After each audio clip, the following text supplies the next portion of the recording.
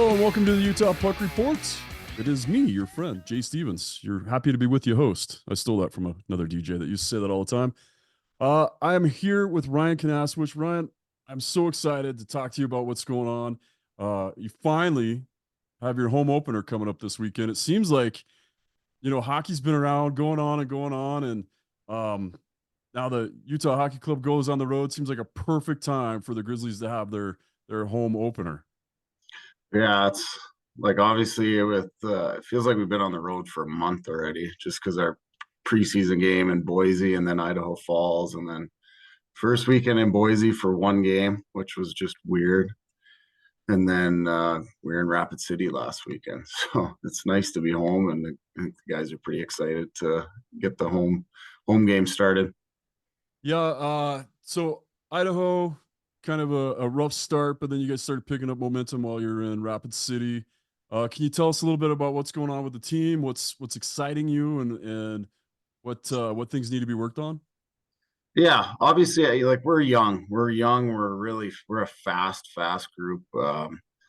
And so it takes a little time. Obviously, the first one-off game to start the year in Idaho didn't go our way, and that's a young team going into a kind of a veteran team's barn. And you know, we came out of that with some good learning, and had a great week of practice, and it translated into 2 wins in Rapid City. So the biggest thing with this young group is just building every day, and I really like where we're at. You guys are a little depleted right now, right? Colorado Avalanche, as we know, have some injuries, big names, and that pulls guys up from the Eagles, which pulls guys up from you. Um, where does that leave you? It leaves us scrambling to find some players. We actually just signed a new forward last weekend that joined us in Rapid, and he made an immediate impact. Scored on Saturday.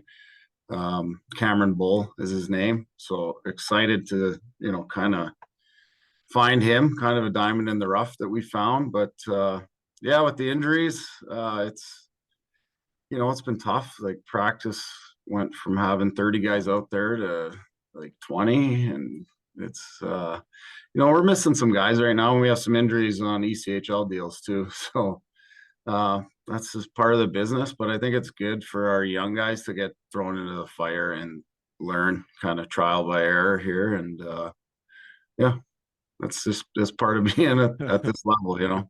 Well, and it is part of being at this level, and you and I have talked about this quite a bit. And in the East Coast League, you're the coach, you're the GM, you're the scout, you're everything. And as an affiliate, that you're going to deal with this. You know that you're going to have injuries with the Avalanche, and that's going to affect you. You know you're going to have injuries with Colorado Eagles, and that's going to affect you. And then you're going to have your own injuries. But to start right off with the season, could this possibly be a blessing in disguise where you have, all right, look, we're going to deal with adversity. Usually it kicks in around Thanksgiving, but let's just start with it right now and get everybody, their feet to the coal right now. I don't know. We say this every year. Like, I've never seen it this bad.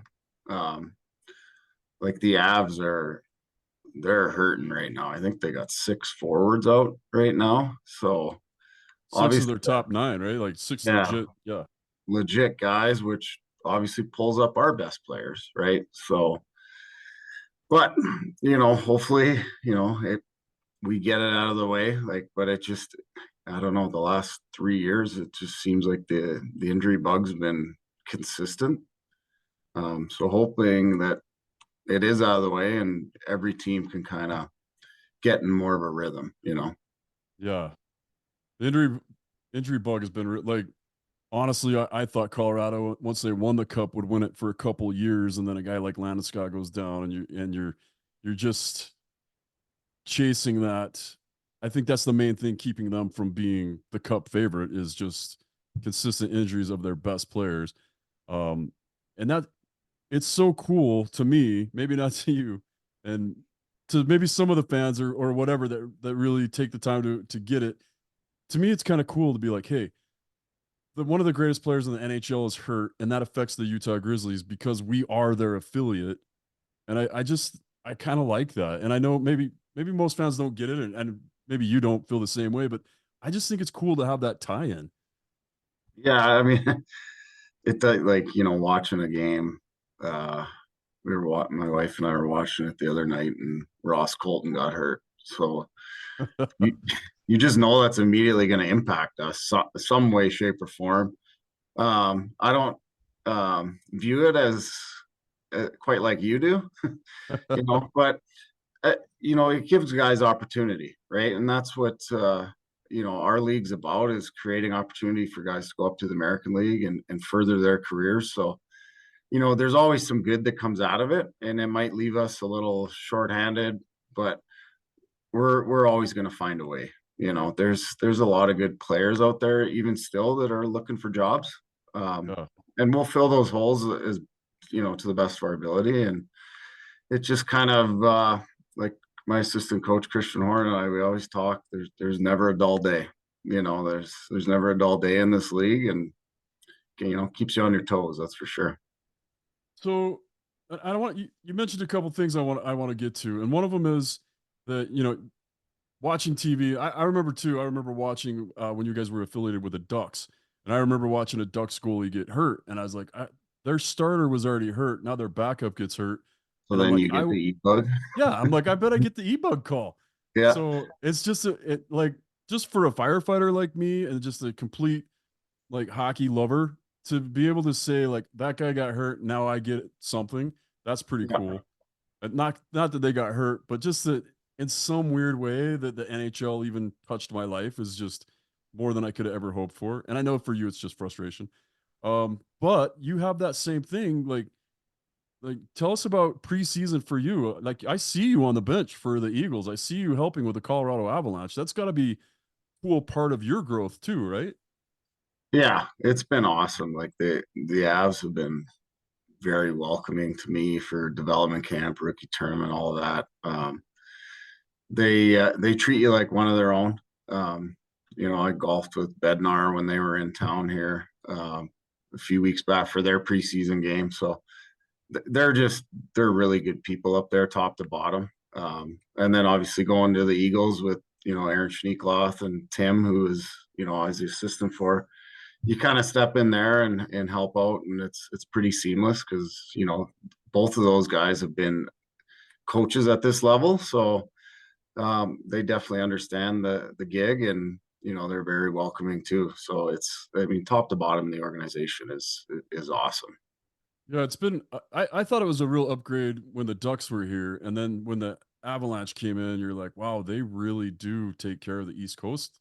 Like they really do care about these players too, and their coaching staff here, and uh, making sure you guys have three goalies, which I'm against, but looks like it's good for you guys, right? To not have a guy like me come in.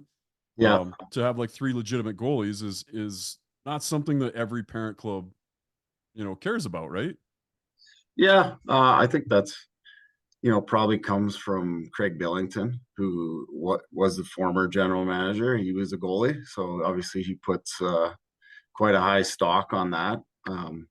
But it's good. It's good to have that reassurance that if God forbid if one of them goes down, whether who knows where it is, we're going to be losing somebody, but we got three really good guys here right now, and it's exciting. Talk to us a little bit about your goaltending. Who are your one and two right now? And I know you were excited to get people from the Avalanche, and goaltending is such a huge part of your game. Obviously, who do we have to look forward to this year for the Grizzlies? Right now, our starter is Adam Scheel. Well, I mean, a lot of fans will probably know him from 2 years ago. He was on that Idaho team that set East Coast League records. Yeah. He was a full-time starter in the American League in Chicago last year. So he's been our guy for the first three games, and he'll be the one going tomorrow. And then our backup, we have two really good backups. We got Jake Barchevsky, who came out of NCAA Michigan last year, and Vinny Duplessis, who was with us at the end of last year for 2 games, but came out of Quinnipiac, and it was a Boston College. or Boston University. I always get them mixed up, but like all of our goalies have played in high end programs, and they're the best part about them is they get along really well. Yeah. There's really no egos in there, so that makes it easier when you have the support of the other two. No matter who's playing, the other two guys they got your back, and they love working hard together and just being good teammates. So it's good to see. Yeah, it's kind of rare with goaltenders. I was always lucky when I had that. I would have two goalies, just even coaching little kids. And sometimes they saw each other as you're my competition for playing time, or kids get it and they're like, hey, I'm gonna push you to be better, but I'm gonna support you to be better. And in the meantime, that'll make me better, and that makes the whole team better. Like having the big picture is new, I think is a newer thing for a lot, especially goaltenders. Yeah, obviously, but seeing goalies like Shield, who is a full-time American League starter last year, he's found himself in a different organization, and now he's down on the depth chart. But goalies are, they're the ones that move up the quickest. Yeah. So I think for them, like a chance to play meaningful minutes, no matter what league it's in, I think they're, especially him, like he's happy to be here, and he's a fantastic teammate, and he works hard every day, and it's kind of nice to see him bring the other two, they're rookies, but bring them along for the ride with them. Yeah, it's really cool. And like you said, I can't. I think it was Mike Mole telling me the story about like he's playing in juniors. He wasn't playing a ton. God, was it Mole? I don't want Was to. it with the Islanders? I can no. This was in juniors still, but yeah. Okay. But like Anyway, when he was with us with the Grizzlies, he ended up 2 or 3 weeks with the Islanders. yeah, yeah, and he was talking how in juniors he didn't like he wasn't starting and he wasn't going to get an opportunity. And one of the goalies got sick, and the other one went home for Christmas. And he's like, "Oh, I'm going to get 2 or 3 games this weekend, and then I'll be back on the bench." He got in 2 or 3 games, became unreal, got drafted. Then like you said, he was with the Grizzlies, he was with the Islanders. They Yeah, bounced around. Could have been Menino too. I don't know because Menino always tore it up. was Somebody, Mold was Mold I don't know. drafted. I don't know. It was somebody. I should be better. I should. It's my story. I should be better at telling, Yeah, but it's I your podcast. You're the one that should know this. don't. I'm getting old though, so my memories. I'm gonna have to have. People will definitely text Start me. writing down notes. Yeah, that's a good idea. Yeah, Then I'd yeah. have to. I'd have to put my glasses back. Find my readers. So let's talk about who we should look for scoring goals. Who's going to excite the crowd? Who's going to get the crowd out of their seats this year? Right now, Neil Shea. He's got a goal in every game so far this year. Well, Uh, he was in Newfoundland last year, part of the Toronto system. He's a guy that can fly. Like he can fly, and you'll notice his speed out there. It'll be apparent, and he can shoot the puck too. So him and I think Cole Gallant, who we had last year, yep. he's off to a bit of a slow start, and he's been kind of hard on himself this week, but he's been putting in the extra time. So I see a guy like that maybe having a breakout weekend for us. Oh, very cool. Um, when you sign a guy to it, like let's say you sign a guy to an ECHL contract, and you found him, and the Avalanche don't know about him. Mm-hmm. When they call to pull somebody up, do you sometimes be like, "Hey, you might want to take a look at this guy," or do you just Yeah. let them pull up their guys? Like they'll obviously look to pull up their guys. That's why they signed them, right? But I will definitely mention if there's somebody on an ECHL deal playing, their name's going to be thrown in the hat for sure. But then you can also do that for other AHL teams too, right? Which you could be like, Yeah, "Hey, we've lost guys, plenty of guys over my tenure here, to Belleville, Hartford, San Jose. So guys have gone up to various different organizations, and that's kind of some of the guys that almost take a bet on themselves and sign the ECHL deal to kind of keep your options open that way.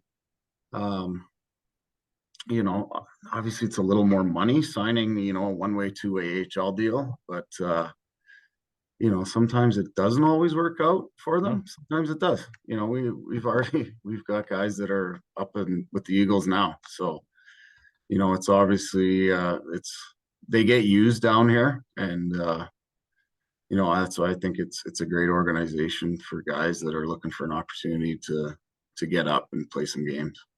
I saw a post on one of the hockey pages, and it was talking about it just said like, hey, and full ride NCAA offer, or maybe it started with juniors. It's like full, play junior A here, life changing opportunity. Play junior two junior here. It's a life changing opportunity. And then it broke down to call it like all these opportunities, if you're lucky enough to get them, can be life changing. That doesn't mean maybe you make it to the AHL or NHL or whatever, but it's a life changing opportunity if you take a bet on yourself and say like, oh, all right, I didn't make the USHL this year, but I'll go play in the NA, or I'll go play in the WPHL or whatever's around now. Yeah. And yeah, it's cool. It's cool to see guys. It's got to be the same thing. Guys coming out of Michigan signing with the Utah Grizzlies. That's probably wasn't how they saw it. Well, Barchevsky's AHL deal. Well, just anybody. But like, yeah, Dakota Raby we had for a couple of years out of Michigan, like, Oh, get to play pro hockey. So obviously, yeah, the avenues for any kid, learning the sport, just getting into it, or there's NCAA, which majority of our guys that come from college have played NCAA, but there's guys that play Division 3 that worked their way into the league. We got Aaron Aragon, who's with us last year and this year. Like, he was a Division 3 NCAA player, and he worked his way. And some guys develop later than others, So just always we keep believing, I guess. yeah, yeah. That's the message. Just keep playing. I'm still Yep. hoping for my shot. Someday. Yeah, you'll get Us. it. It's coming. I'm hearing rumblings around that Yeah, I bet. you really sharpened up your game. Yeah. Yeah. Uh, so let's talk about Allen coming into town. Allen Americans always a really solid team, like Idaho. There seems to be like 3 or 4 teams that get a lot of help from their parent club, or always seem to get sign a lot of good players for some reason. And a lot of players are attracted to these areas. Allen's been one of those teams, but were they off to a rougher start this year, or are they pretty stacked? Yeah. So they had a coaching change and kind of maybe a culture change there. I don't know. It's not the same Allen that we've seen in the past, where they generally have a lot of the older guys. I think they're a bit younger this year. So they're off to a rough start, but that being said, like, every team in this league is competitive, and we can't look at the standings. We got to worry and focus on our jobs, and we need to be ready come puck drop tomorrow. What do you so tomorrow, home opener, just a big night. Do you have any idea like is it gonna be a packed house, or That is I don't know. I mean, I can go walk into the ticket office after this and see how it's doing. But I heard it's selling pretty well as of right now. Obviously, with the NHL team in town, the hockey buzz it's up. So yeah. we're hoping that we're affordable. We're affordable family fun, and why not bring your family out and see a really good brand of hockey. Yeah, it costs about the same amount to go to a movie as it does to go to a Grizzlies game, or vice versa, whatever. It's Yeah, in the same general area. It's hundreds of dollars cheaper than trying to go to a Utah Hockey Club game. yeah, But that's the thing. Like, I kept wondering, and I've talked about it before, and we talked about it on the show. Like, the more people that go to hockey, they're gonna like hockey, and people start understanding it. And in my little world, even just in the fire department world, I get phone like I've been in the fire service for 27 years now, and a lot of the same guys I've worked with all the time. And I'm getting calls from captains at other stations being like, "Hey, what happened?" Like that 4-1 loss, or when they're up 4-1 and yeah, they ended up yeah, losing. The next morning, I seriously had 10 phone calls from guys I never once heard hockey out of their mouth, and they yeah, wanted to be like, "Hey, what just happened? Like, we're addicted to hockey now, and is that normal, or what?" Like, that just seemed like so crazy. But to me, it's like, I love it. I love people calling and wanting to talk about hockey, and yeah. to me, it's got to mean more people are like, "Hey, we can go to the Grizzlies." $15-20 a ticket. Let's go. Well, and I mean, watching that, we were watching it and it was 4-1 and I think we flipped to the World Series. And then flipped back and it was tied. But we were talking about that today with some of the guys, like the 3-goal leads now in hockey has become the worst lead. Like the 2-goal lead used to be, But now it's the 3-goal lead because teams get a little complacent, and you usually should expect a push from the other team, and obviously San Jose off to a horrible terrible start again. Guys got to be like, they're fed up with that, and they're pro athletes. They take pride in their jobs, and that's it happens. Like, I mean, we came back here last year against Norfolk. We scored 3 goals in, I think, 60 seconds. Oh. I think it was the same scenario, but just kind of reversed. We were the home team, and we ended up winning that one in overtime. And that's the great thing about this game. Like, it can change on a dime. You watch that World Series game last night. Exactly. Yeah. New York Yankees were up 5-0. And then a couple errors, couple mistakes, and what do you know? It's 5-5, and they end up losing. So momentum in sports it's real, and Utah got a taste of that early on in the season. Hopefully that doesn't happen again, and it's something they obviously came back last night against Calgary with pretty solid effort. And yeah, they look good. They look good in practice this morning too. Yeah. So Friday night Allen, Saturday night Allen, Saturday night specialty jerseys. Yes. And I've seen them. If people haven't seen them yet, they're on Twitter, probably on your Instagram. Yep. The They're Dia awesome. de los Muertos, the Day of the Dead. I'm so bad at it. Like, but yeah, Day of the Dead. The jerseys are unreal. They just look sick. Yeah, they look really cool. They did a really good job on them. And I don't know who I saw a Grizzlies mask that looked like it was wrapped for that night too, and I saw an Eagles mask wrapped or painted. I'm pretty sure it was a wrap. Either way, it doesn't matter. But they were decked out like that, and it's just. I'll go. I'll have a walk through the locker room and see if somebody has that mask, but I haven't seen it. So yeah, it was cool, and I don't know who did it, but I'm a Halloween guy. I think I just love that stuff. Like, even when I've never been to Mexico, but I've been to the Mexico land at Disney World, and they have all those little skulls and stuff, and I'm always drawn to them. I'm always like, man, that'd make such a cool mask. But everybody tells me like you can't do that. That's cultural appropriation. So I love seeing somebody else doing it. I love seeing the jerseys. I'm jealous that it's not me. I'm jealous that you saw 3 goalies and I can't e-bug and get one of those jerseys. But they're going to be up for auction after, right? yes, I believe so. I don't know if they're live or is it. I think that's an internet auction. Yeah, I think that's how they do them now. I think. I mean, when I played, it was the live. They kind of took the glass out and everyone just stood there, and yeah. if you weren't getting bid on, it was kind of awkward. But I wonder if that's why they went away from it, or maybe they just have a bigger reach, like going to I all think your that, and website.